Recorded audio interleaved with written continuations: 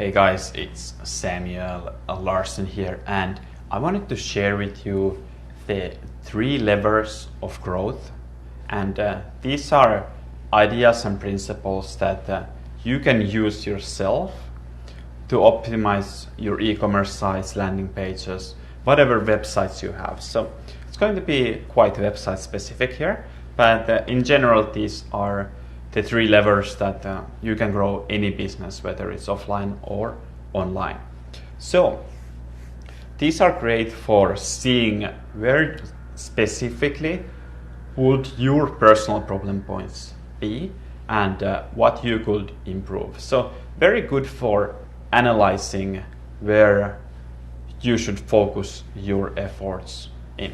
All right, so let's start from the very first step.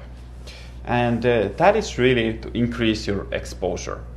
So for a website, this would mean getting more traffic.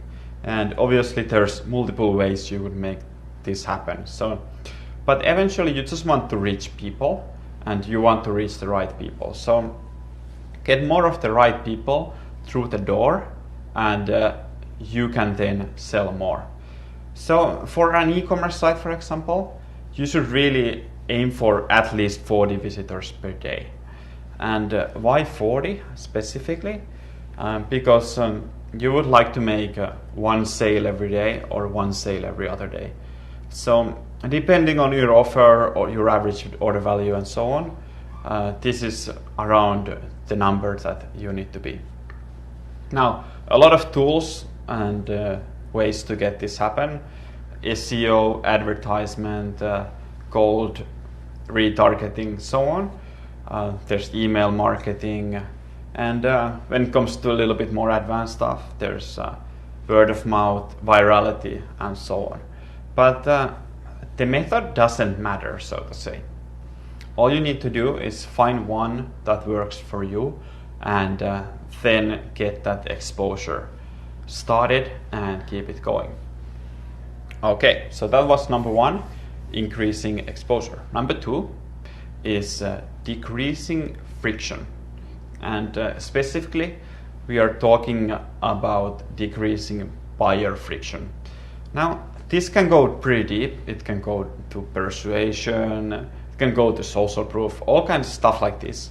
But eventually, it comes down to pretty simple things, which is making it easier for the customer to take right action and to take right action now.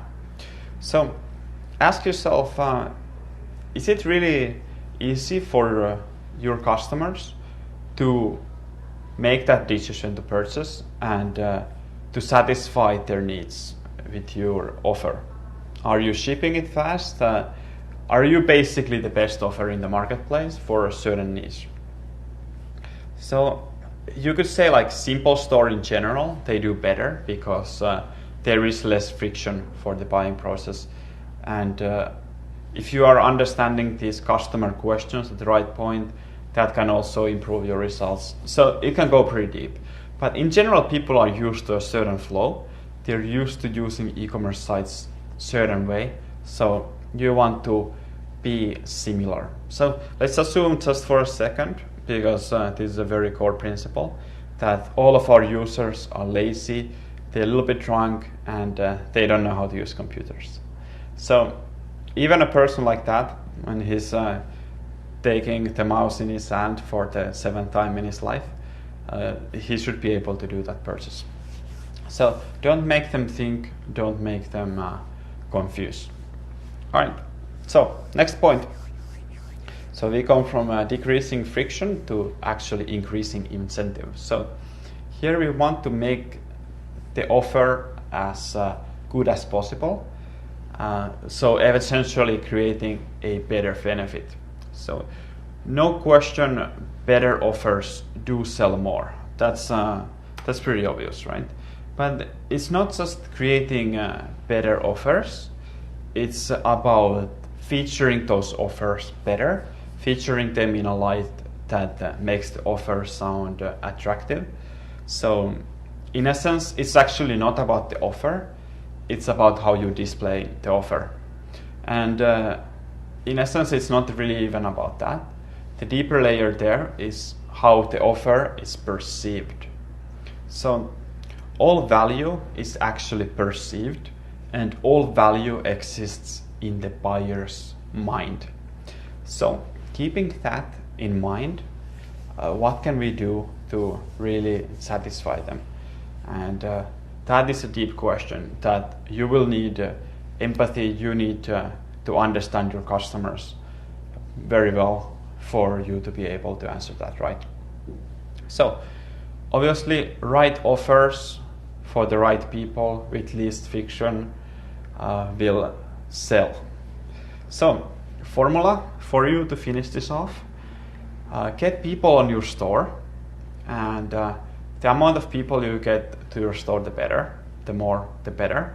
However, divide this number by the actual friction there is in the buying process, and multiply it by incentive.